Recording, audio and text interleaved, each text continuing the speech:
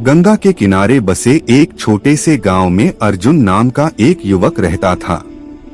बाहर से देखने पर वह एक सामान्य इंसान लगता था, लेकिन उसके भीतर पाप, पश्चाताप और पीड़ा का भारी बोझ था। जवानी में गलत संगति ने उसे ऐसे रास्ते पर डाल दिया था जहां झूठ, क्रोध और स्वार्थ उसके स्वभाव का हिस्सा बन गए थे। अर्जुन अक्सर रात में अकेला बैठकर सोचता, अगर भगवान होते तो क्या वह मुझे यूं भटकने देते। धीरे धीरे समय बदला। जिस धन और लोगों पर उसे घमंड था, वे सब उससे दूर हो गए। व्यापार नष्ट हो गया, मित्रों ने साथ छोड़ दिया और गांव में लोग उसे पापी कहने लगे। अब न उसके पास सम्मान था, न सहारा। एक अंधेरी रात टूटा हुआ अर्जुन गंगा के किनारे बैठा था। ठंडी हवा बह रही थी और उसकी आंखों से आंसू लगातार बह रहे थे।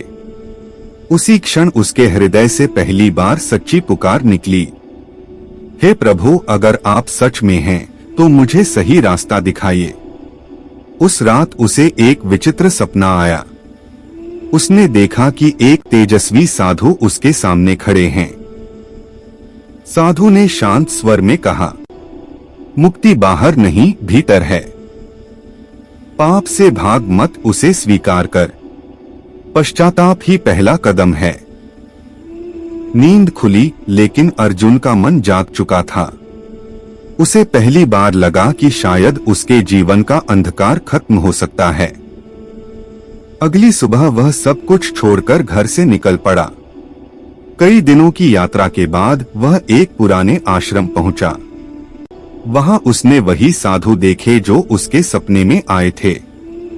अर्जुन उनके चरणों में गिर पड़ा और बोला, बाबा, क्या मेरे जैसे पापी को भी मुक्ति मिल सकती है?